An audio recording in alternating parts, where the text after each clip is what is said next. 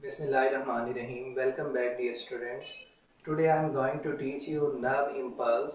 और इससे previous lecture के अंदर हमने रेस्टिंग मेम्ब्रेन पोटेंशियल को डिस्कस किया था।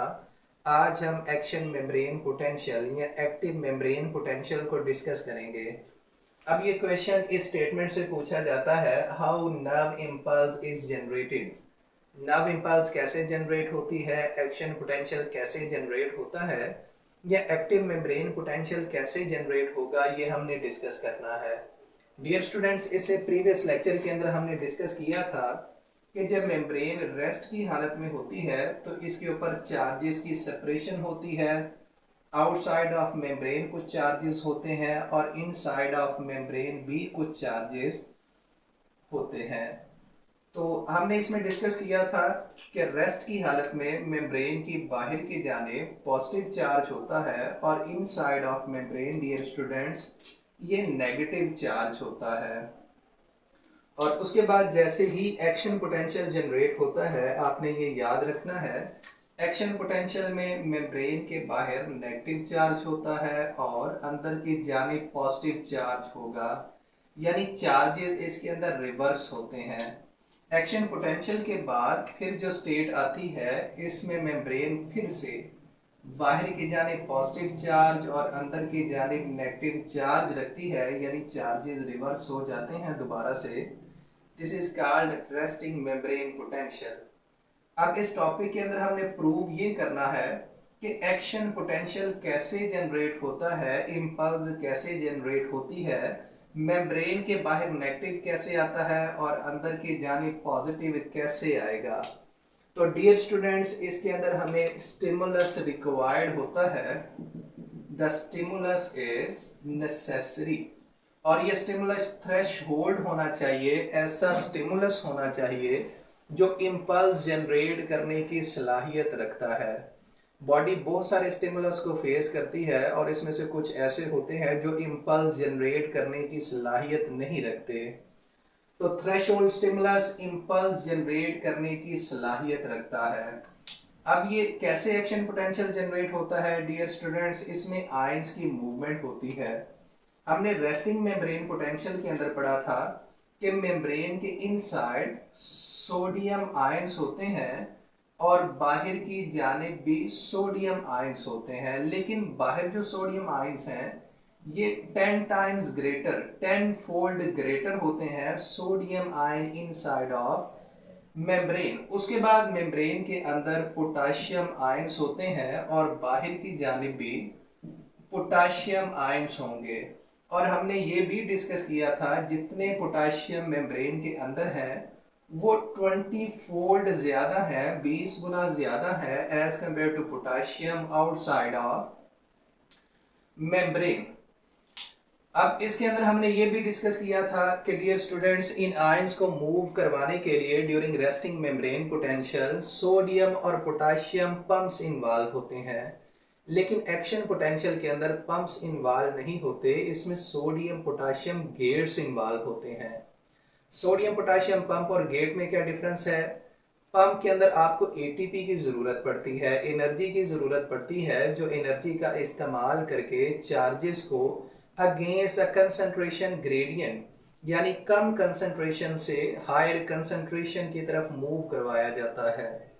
लेकिन गेट्स के अंदर ऐसा नहीं होता। गेट्स के अंदर एनर्जी यानी एटीपी का इस्तेमाल नहीं होगा और आयंस को ग्रेडियंट के तहत यानी ज्यादा कंसंट्रेशन से कम कंसंट्रेशन की तरफ मूव करवाया जाएगा, तब जाके एक्शन पोटेंशियल या active membrane potential dear students generate होता है। तो इसमें हमने यहाँ पर गेट्स ड्रॉ करने हैं।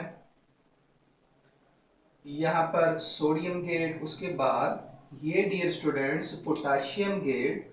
तो हम लिखेंगे यहाँ पर this is called sodium gate and this is called potassium gates. जैसे ही स्टिमुलस आता है, ये स्टिमुलस क्या करता है, इन गेट्स को ओपन कर देता है। इसमें सिर्फ जो सोडियम गेट है ये ओपन होगा और ओपन होने के बाद जो सोडियम 3 बाहर जा रहे थे वो बाहर नहीं जाएंगे, वो इनसाइड ऑफ मेम्ब्रेन मूव करना शुरू कर देंगे।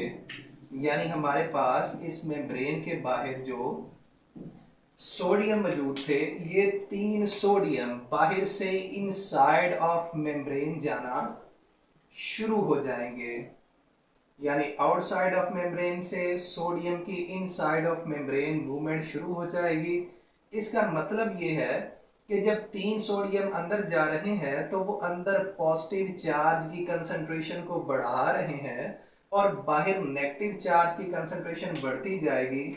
चूंकि हमारे पास इस केस में ये जो पोटेशियम गेट्स हैं ये क्लोज हैं और जो सोडियम गेट है ये गेट डियर स्टूडेंट्स ओपन होंगे और ओपन होने के बाद 3 सोडियम को अंदर की जानिब मूव करवाते जाएंगे, तो इस मेम्ब्रेन के अंदर की जानिब पॉजिटिव चार्ज आता जाएगा और बाहर की जानिब डियर स्टूडेंट्स नेगेटिव चार्ज आ जाएगा। तो this is called active membrane potential और resting potential, sorry active membrane potential और एक्शन पोटेंशियल। तो इसमें ये चार्जेस मूव करते हैं डियर स्टूडेंट्स। अब चार्जेस रिवर्स होते हैं, रिवर्स होके ये कैसे अरेंज करते हैं ये हमने इसमें बताना है। तो अगर चार्जेस का रिवर्स है, रेस्टिंग में हमने पढ़ा था मेम्ब्रेन इनसाइड से नेगेटिव चार्ज है, लेकिन एक्शन पोटेंशियल में इनसाइड ऑफ मेम्ब्रेन अंदर से मोर पॉजिटिव चार्ज होती है। और अगर हम आउटसाइड ऑफ मेम्ब्रेन की बात करें तो डियर स्टूडेंट्स ये बाहर की जानिब से नेगेटिव चार्ज होती है। This is called action potential. और एक्शन पोटेंशियल में हम नेगेटिव से प्लस की तरफ मूव करते हैं और एक्शन पोटेंशियल होगा प्लस 50 मिली वोल्ट। अगर हम इसे वोल्ट में देखें तो ये 0.05 वोल्ट होता है और ये एमसीक्यू के अंदर भी पूछा जाता है डियर स्टूडेंट्स। अब ये जो एक्शन पोटेंशियल की स्टेट है, इस एक्टिव मेम्ब्रेन पोटेंशियल की स्टेट है, ये चंद मिली सेकेंड्स के लिए रहती है, ज्यादा देर के लिए नहीं रहती। और ये स्टेट अप्रोक्सीमेटली रहती है 2 to 3 मिली सेकेंड्स। और ये भी डियर स्टूडेंट्स एमसीक्यू पूछा जाता है कि जो चार्जेस रिवर्स होते हैं, एक्शन पोटेंशियल जनरेट होता है, ये 2 से 3 मिली सेकेंड के लिए रहता है। अब इस सब को हमने ग्राफ के अंदर रिप्रेजेंट करना है और ये देखना है कि एक्शन पोटेंशियल कैसे जनरेट होता है। इसमें डियर स्टूडेंट्स मेम्ब्रेन पोलराइज होती है, फिर डीपोलराइज होती है, फिर रीपोलराइज होती है। इस पोलराइजेशन, डीपोलराइजेशन और रीपोलराइजेशन की वजह से एक्शन पोटेंशियल जनरेट होता है। तो हमने यहाँ पर एक ग्राफ जो है वो ड्रॉ करना है। यहाँ पर हम मेम्ब्रेन पोटेंशियल को रखेंगे और ये plus 50 millivolt plus 100 millivolt और नीचे की जानब minus 50 millivolt, minus 70 millivolt और माइनस 100 मिली वोल्ट। अगर हम रेस्टिंग मेम्ब्रेन पोटेंशियल की बात करें डियर स्टूडेंट्स, तो ये यहाँ पर जो रेस्टिंग मेम्ब्रेन पोटेंशियल है ये माइनस 70 वोल्ट है। इस केस के अंदर जो मेम्ब्रेन होती है ये पोलराइज्ड होती है, यानी आरएमपी रेस्टिंग मेम्ब्रेन पोटेंशियल में मेम्ब्रेन पोलराइज्ड होगी। और इस केस के अंदर अगर मेम्ब्रेन की इनसाइड की बात करें तो अंदर नेगेटिव चार्ज होता है। अगर हम डियर स्टूडेंट्स आउटसाइड की बात करें तो यहाँ पर पॉजिटिव चार्ज होता है। अब बाहर पॉजिटिव कैसे आता है ये हमने डिस्कस किया था। 3 सोडियम बाहर की जानिब मूव करते जाते हैं जिसकी वजह से बाहर पॉजिटिव चार्ज आ जाता है।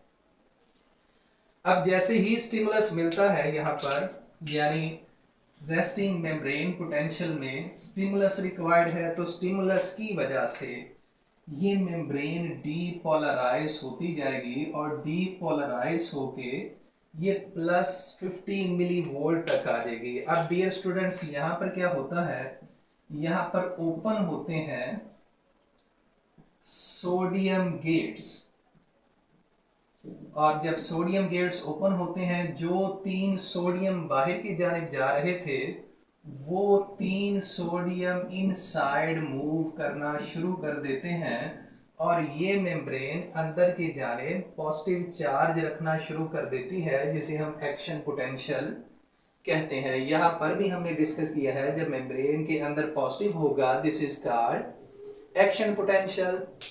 अब जैसे ही मेम्ब्रेन पोलराइज्ड होती है, सॉरी डीपोलराइज्ड होती है, यहां पर हम लिखेंगे this state is called depolarised. तो मेम्ब्रेन ने दोबारा रीपोलराइज्ड होना होता है, तो ये यहां से नीचे की जानिब मूव करती है। This state is called repolarisation. और रीपोलराइजेशन के अंदर डियर स्टूडेंट्स जो सोडियम गेट्स हैं, ये सोडियम गेट्स क्लोज होते हैं, और उसके बाद जो हमारे पास पोटाशियम गेट्स हैं, ये पोटाशियम गेट्स ओपन होते हैं और पोटाशियम आउटसाइड ज्यादा जाना शुरू हो जाता है। अगर पोटाशियम ज्यादा बाहर जाना शुरू होगा तो मेम्ब्रेन बाहर की जानिब से पॉजिटिव चार्ज हो जाएगी। अगर बाहर की जानिब से ये पॉजिटिव चार्ज हो रही है और अंदर की जानिब से ये नेगेटिव चार्ज होगी, तो इसका मतलब है ये दोबारा रेस्टिंग मेम्ब्रेन पोटेंशियल की तरफ जा रही है। अब समटाइम क्या होता है, मोर पोटाशियम बाहर चले जाते हैं। This state is called hyper polarisation.